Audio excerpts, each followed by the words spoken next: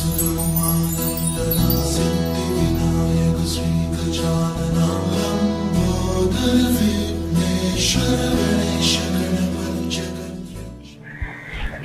നമസ്കാരം. എൻ്റെ കഴിഞ്ഞ വീഡിയോസ് എല്ലാം നിങ്ങൾ കണ്ടു എന്ന് എനിക്ക് മനസ്സിലായി. ഒരുപാട് പേര് അഭിപ്രായങ്ങളൊക്കെ പറയുകയും എന്നോട് വിളിച്ച് സംശയങ്ങളൊക്കെ ചോദിക്കുകയും ചെയ്തു. അപ്പോൾ നമുക്കിനി ഒരു പുതിയ വിഷയത്തിലേക്ക് കടക്കാം. കഴിഞ്ഞ വീഡിയോയിൽ ഞാൻ പറഞ്ഞു വെച്ചത് വിവാഹ എന്ന് പറയുന്ന ആ ഒരു വളരെ പ്രാധാന്യമർഹിക്കുന്ന ആ ഒരു ഘട്ടത്തിൽ നമുക്ക് പൊരുത്ത പരിശോധന അത്യാവശ്യമാണെന്നും അതിൽ വർജിക്കേണ്ട നക്ഷത്രങ്ങൾ ഏതാണെന്നും ഒക്കെ നമ്മൾ പറഞ്ഞു വെച്ചു അല്ലേ. അതിനുശേഷം നമ്മൾ ഒരു വലിയ അടുത്ത പ്രധാന വിഷയം, ഒരുപാട് പേര് സംശയം ചോദിക്കുന്നത്, ഞാൻ ഇതിനു മുമ്പും വീഡിയോസൊക്കെ ചെയ്തിട്ടിട്ടുണ്ട് ചൊവ്വാദോഷത്തെക്കുറിച്ച്, പല വീഡിയോസുണ്ട്. പലരും അത് ഇപ്പോഴും കണ്ടിട്ട് എന്നെ വിളിച്ച് സംശയങ്ങളൊക്കെ ചോദിക്കുന്നു. അപ്പോൾ ആ സംശയങ്ങളെല്ലാം കൂടെ ക്രോഡീകരിച്ചിട്ടാണ് ഈ വീഡിയോ. ഇത് ഷോർട്ടാണ്, ഇത് കുറേശ്ശെയാണ് ഞാൻ പറയാൻ ഉദ്ദേശിക്കുന്നത്. അപ്പോൾ നിങ്ങളെ സമയക്കുറവ് എല്ലാവർക്കും ഉള്ളത് കൊണ്ടാണ് ഞാൻ ഷോർട്ടാക്കി ചെയ്യുന്നത്. മുഴുവനും പറയുന്നില്ല, കുറേശ്ശെ കാരണം എല്ലാ വീഡിയോയും കാണുക, അന്നേരം നമുക്ക് എല്ലാം മനസ്സിലാകും. അപ്പോൾ എന്താണ് ഈ ചൊവ്വാദോഷം? അതാണ് നമ്മുടെ ഇപ്പോഴത്തെ വിഷയം. ചൊവ്വ പോലെ തന്നെ, അതായത് നമ്മുടെ ലഗ്നത്തിൻ്റെ 7ാം ഭാവത്തിൽ, ലഗ്നം തൊട്ട് എണ്ണുമ്പോഴും 7ാം ഭാവമാണ് നമ്മുടെ വിവാഹത്തെ സംബന്ധിച്ച വിഷയങ്ങൾ കൈകാര്യം ചെയ്യേണ്ട ആ ഒരു ഭാവം. ആ 7ാം ഭാവത്തിൽ പാപഗ്രഹങ്ങൾ വന്നാൽ നമുക്ക് ഭയങ്കരമായ വൈവാഹിക ക്ലേശം ഉണ്ടാകുമെന്നാണ് നമ്മൾ നേരത്തെ പറഞ്ഞു വെച്ചത്. അപ്പോൾ അത് ഏതൊക്കെയാണ് ഈ പാപഗ്രഹങ്ങൾ? ചൊവ്വ മാത്രമല്ല പാപഗ്രഹങ്ങൾ, ശനിയുണ്ട്, രവിയുണ്ട്, മന്ദനുണ്ട്, സർപ്പനുണ്ട്. അപ്പോൾ രാ, കു, മ, സ എന്ന് പറയുന്ന ഈ ലെറ്ററിൽ ഏതെങ്കിലും ഒന്ന് 7ാം ഭാവത്തുണ്ടെങ്കിൽ വൈവാഹിക ക്ലേശത്തിനുള്ള സാധ്യതയുണ്ട്. ഇതാണ് നമ്മൾ പറഞ്ഞു വെച്ചത്. അപ്പോൾ അതിൽ നമുക്ക് ആദ്യം ചൊവ്വയെടുക്കാം. ചൊവ്വയാണല്ലോ എല്ലാവരുടെയും പേടി സ്വപ്നം.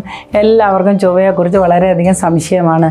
പക്ഷെ നമ്മുടെ ചൊവ്വ അങ്ങനെ ഇങ്ങനെയൊന്നും വൈവാഹിക ക്ലേശം ഉണ്ടാക്കുന്ന ആളല്ല കേട്ടോ. അതായത് നമ്മുടെ 12 രാശികളിൽ ചൊവ്വ നിന്നാൽ ഒരു കുഴപ്പമില്ലാത്ത രാശികളുണ്ട്.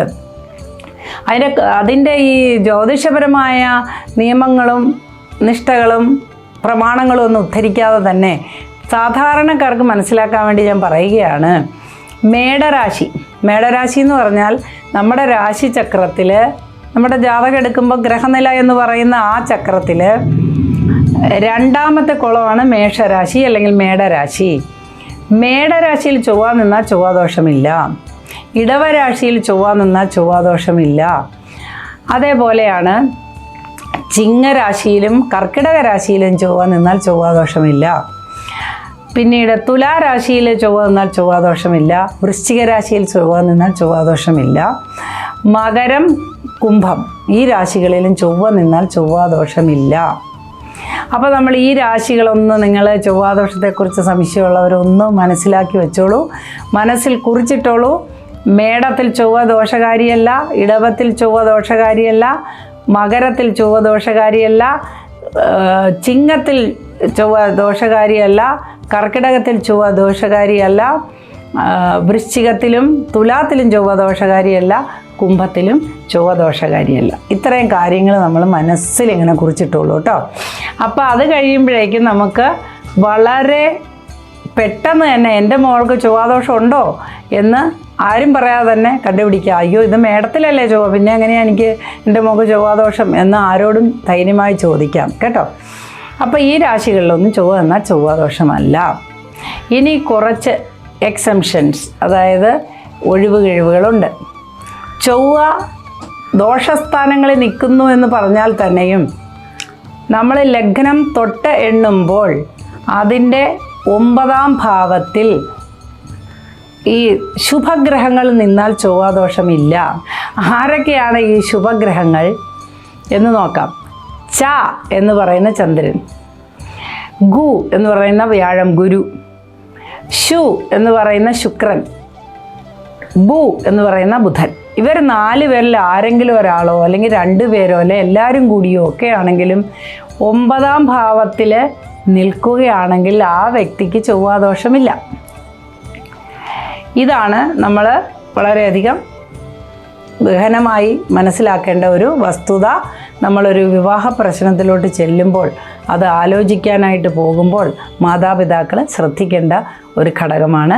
അപ്പോൾ ഇത്രയും കാര്യങ്ങൾ നിങ്ങൾ മനസ്സിലാക്കി ഗ്രഹിച്ച് വയ്ക്കുമ്പോഴേക്കും നമുക്ക് അടുത്ത വീഡിയോയുമായിട്ട് ഞാൻ വരും. അടുത്ത വീഡിയോയിൽ കുറച്ചുകൂടെ വിശദമായി നമുക്ക് എങ്ങനെയാണ് ചൊവ്വയെ കണ്ടുപിടിക്കാൻ പറ്റുക, അല്ലെങ്കിൽ ചൊവ്വയ്ക്ക് തുല്യമായ ദോഷമുള്ള മറ്റ് പാപഗ്രഹങ്ങളുണ്ടല്ലോ, അതെല്ലാം എവിടെ നിന്നാലാണ് ഇതുപോലെ ദോഷമുള്ളത് എന്നൊക്കെ നമുക്ക് ചർച്ച ചെയ്യാം. അതുവരെ നിങ്ങൾക്കെല്ലാവർക്കും ഈശ്വരൻ വളരെ സന്തോഷവും സമാധാനവും ഐശ്വര്യവും തരട്ടെ എന്ന് പ്രാർത്ഥിച്ചുകൊണ്ട് നമുക്ക് വീണ്ടും കാണാം. നമസ്തേ.